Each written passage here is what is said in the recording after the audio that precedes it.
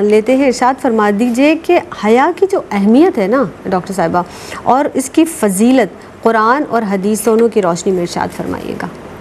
شکریہ زینب۔ دیکھیں جیسے شروع سے بات چلی آ رہی ہے کہ یہ اخلاقیات کی بھی اساس ہے، یہ ایمان کا ایک شعبہ ہے، اسے شعبۃ من الایمان کہا گیا کہ ایمان ہے تو حیا ہے، ایک چلا جائے تو دوسرا چلا جاتا ہے۔ حدیث مبارکہ میں جیسے حدیث مبارکہ کے اللہ سے حیا کرو جیسے حق ہے، ابن عمر رو پڑے کہ حدیث مبارکہ میں آتا ہے کہ اللہ اس بندے سے حیا کرتا ہے جو حالت اسلام میں بوڑھا ہو جائے اور اس کے بال سفید ہو جائے۔ تو بندے کو نہیں حیا کرنی چاہیے کہ وہ بھی تو گناہوں سے بچنے کی کوشش کرے۔ بے شک۔ تو چونکہ حیا اخلاقیات کی اساس ہے، اخلاقیات میں آپ دیکھیں تو انسان کے وہ اوصاف جو اسے نمایاں کر دیتی ہیں۔ اہل حیا باوقار ہوتے ہیں، باعظمت ہوتے ہیں، وہ تکلیف اپنے اوپر سہ لیتے ہیں، وہ کسی پر اظہار نہیں کرتے، دوسروں کے خیر خواہ یوں ہو جاتے ہیں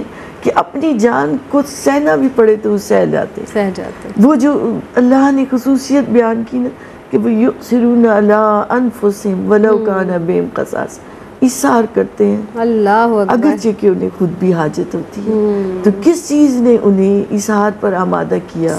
وہ ان کی حیا کے اس وصف نے جنہیں اس نے باعظمت بنا دیا۔ سیدنا مولا علی کرم اللہ وجہہ کا ایک فرمان ہے کہ جسے شرم اپنا لباس پہنا دے تو لوگ اس کے عیب نہیں دیکھ پاتے۔ اللہ اکبر، کتنی پیاری بات کہ دیکھیں جس نے شرم کا لباس پہن لیا تو لوگ اس کے عیب دیکھ نہیں پاتے، یعنی ایسے اس کے گرد خول آ جاتا ہے کہ لوگ اس کے عیبوں کو دیکھ نہیں پاتے۔ اور ایک اور اس کا مفہوم یہ بھی بیان ہوا کہ شرم نے اور حیا نے اس کے اندر سے عیب ہی ختم کر دیے۔ سبحان اللہ، سبحان اللہ۔ جتنی حیا کمال کر پہنچتی گئی تو انسان کی خوبیاں، اس کی شخصیت پروان چڑھتی گئی، تو اب اس میں عیب کم ہوتے گئے یہاں تک کہ رہے ہی نہیں، کیونکہ حیا نے اسے اتنا باوقار بنا دیا۔ پھر اب دیکھیں تو پورا ایک جو سٹرکچر ہمارا معاشرتی زندگی کا ہے وہ سارے کا سارا اس حیا کی طرف نشاندہی کرتا ہے۔ اللہ نے قرآن مجید میں فرمایا کہ اللہ نے لباس اتارا تاکہ تم اس سے اپنے آپ کو ڈھانپو اور اب سے اپنی زینت بناؤ۔ پھر ایک جگہ فرمایا وَلِبَاسُ التَّقْوَىٰ ذَلِكَ خَيْرٌ، اللہ اکبر، کہ تقوی کا لباس ہی تو سب سے بہترین لباس ہے۔ تو علماء کہتے ہیں کہ یہ جو تقوی ہے، خوف خدا ہے، یہ اور حیا ساتھ ساتھ ہے۔ جہاں حیا ہے وہاں خوف خدا ہے، وہاں تقوی ہے، وہاں پرہیزگاری ہے، وہاں خوبیاں ہیں، وہاں اچھائیاں ہیں، وہاں بھلائیاں ہیں، وہاں ہر ایک کے لیے بھلا چاہنا ہے۔ تو جہاں یہ نہیں ہے تو وہاں تقوی بھی نہیں ہے، وہاں خوف خدا بھی نہیں ہے۔ تو اضافہ تقل حیا ففعل ما شئت، اب حیا نہ رہی تو اب جو چاہے کرو۔ ہاں تو یہاں پھر والدین کی حیا رہتی ہے کہ ان کے سامنے کچھ ایسا نہ کروں، بزرگوں کی حیا رہتی ہے، بچوں کی حیا رہتی ہے کہ وہ مجھے دیکھیں کہ کوئی برا کام کرتے ہوئے کہیں برائی نہ سیکھ جائیں۔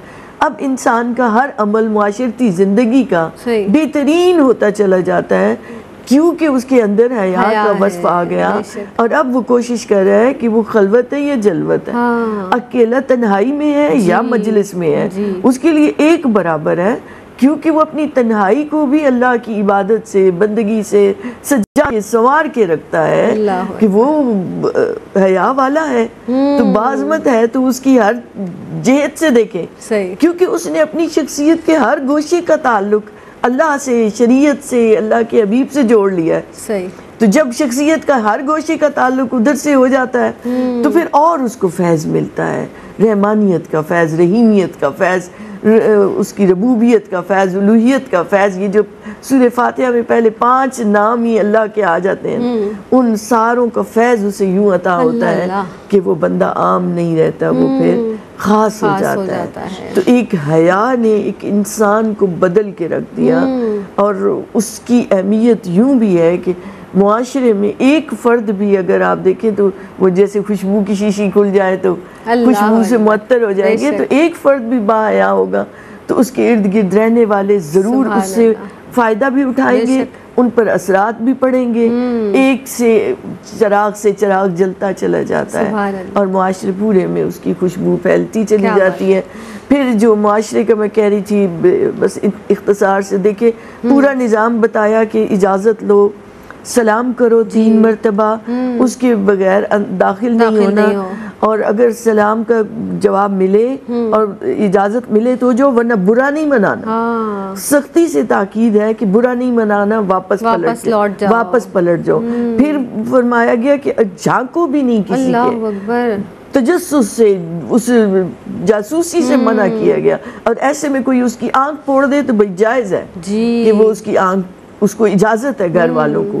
پھر حکم دیا کہ نگاہوں کو جھکا کے رکھو۔ یہ غض البصر جو ہے یہ حیا کا ایک بڑا پہلو ہے۔ حضرت سعد بن ابی وقاص جا رہے ہیں مجاہدین کے ساتھ، تو لوگوں نے وہ نان مسلم فحش عورتوں کو کھڑا کر دیا، تو انہوں نے سورہ نور کی تلاوت شروع کر دی۔ سورہ نور کی تلاوت شروع کی، غض البصر کا حکم تھا۔ مجاہدین نے نگاہ اٹھا کے دیکھا بھی نہیں کسی کی طرف۔ لوگوں نے پوچھا وہاں کی عمارتیں کیسی، انہوں نے کہا ہم نے دیکھا ہی کچھ نہیں، ہم تو اللہ کی ان آیات میں یوں گم ہو گئے اور یوں نظریں جھکا دی۔